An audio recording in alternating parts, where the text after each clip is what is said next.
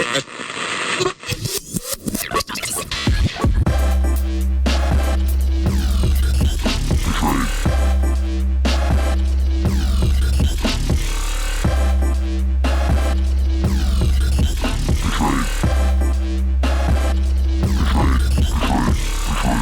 Betrayed. Welcome back to The Betrayed. I'm Gina Beck. This is Drew Williams. Thank you for listening, liking, commenting, and subscribing. We appreciate y'all, especially you iHeart Radio listeners out there. I really appreciate you. It's very surprising that we have all these listeners, and I just want to focus on you guys. Thank you guys. Yeah, I always look at the numbers and we never really give enough love to you guys. Not to say other people listening on other platforms, it's just that iHeart people deserve some love. Thank you guys very, very much. How are you, Joe? I'm good, G. How are you? I'm doing well. This was sent to me by my best friend. She thought we should talk about this. It's pretty crazy. These parents committed horrific crimes against their own children. I did send this to you, I think, the other day. And the story is insane. I mean, I don't understand how anyone can think to do anything to your own child, right? Like anything at all. Like when you hear about like even the daycares and the stuff that goes on at the daycares, and you don't even have your own kid in that daycare, but you hear about these traumatic stories. And I don't even have a kid, and I feel this when I see these stories. And I'm just like, what if it was my kid? What if it was mine in there? What would I do? I always think that when it comes to these stories that I see. And I would not just let anybody get away with doing that. And I don't know. So Ashley Marie Case of Carnarvon Township in Pennsylvania, she took her 20-month-old son to the emergency room for a laceration on his private, Hospital staff noticed the police, who began an investigation. Police arrested Case at her workplace in February, charging her with aggravated assault, endangering the welfare of children, simple assault, and endangering another person. She sliced his private part while changing his diaper.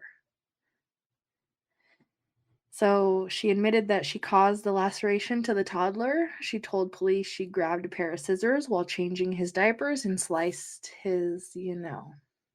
She'll spend 3 to 6 years in prison, followed by 10 years probation after pleading guilty to aggravated assault.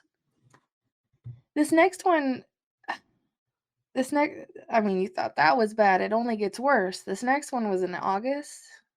A 4-month-old Jason Christie, was beaten to death. Just a little baby, 4-month-old, in the backseat of his father's car as he drove down the road. Daniel Cox swung his fist, striking the baby in the head or chest, then turned around to dance to the music playing.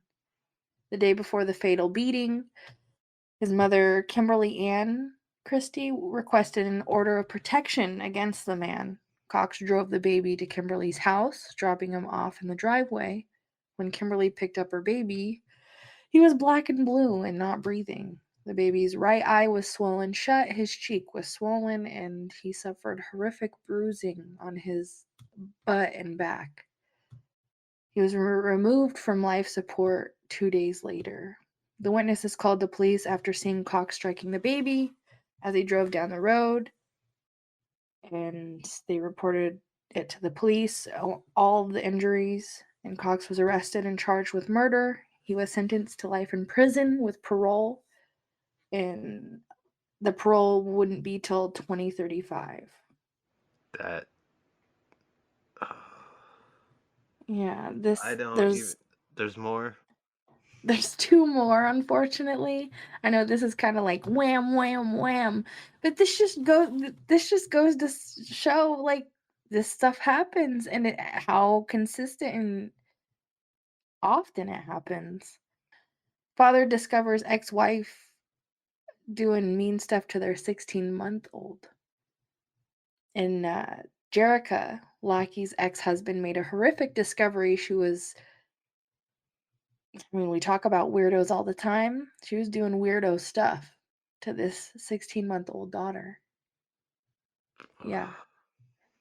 He made the discovery when he asked to borrow the woman's phone.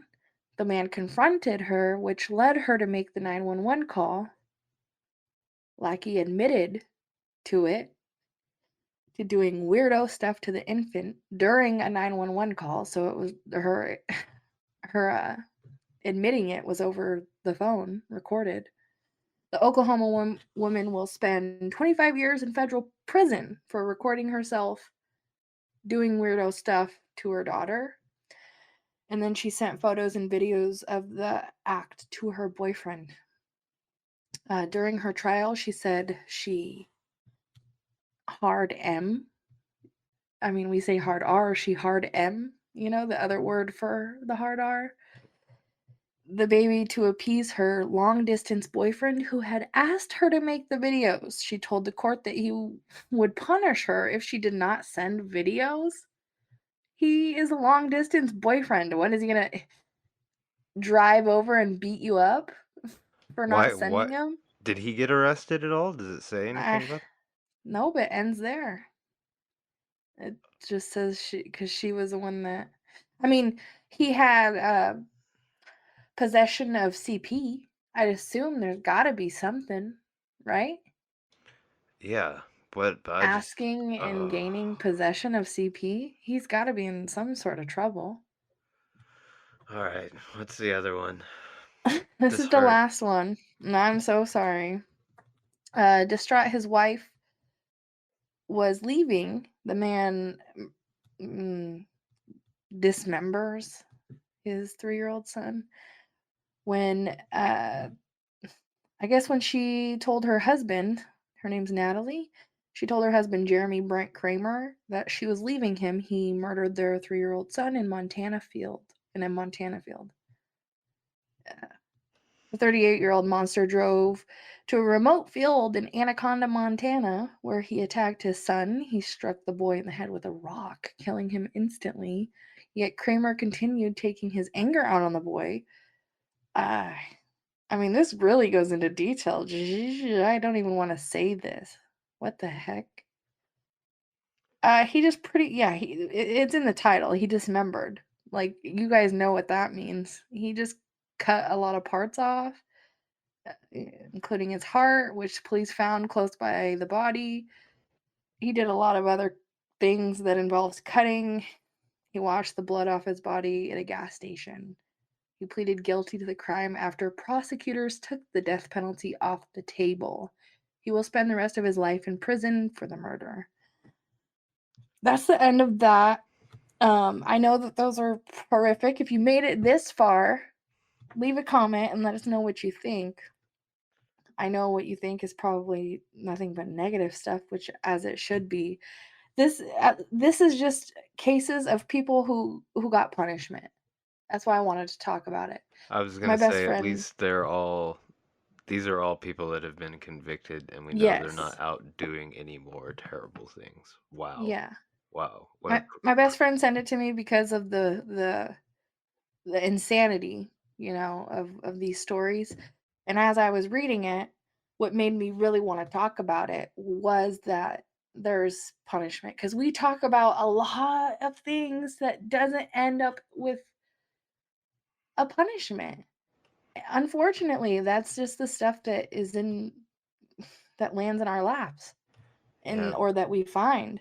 And this is like literally like way too many stories in a row, but they all have punishment. So I just wanted to let you guys know, because of the last thing that we just talked about, how with New Zealand and these girls or boys that are afraid to come forward with their stories because of the laws, punishment can still happen. It doesn't matter where you are. It's about how hard you fight and the community that has your back.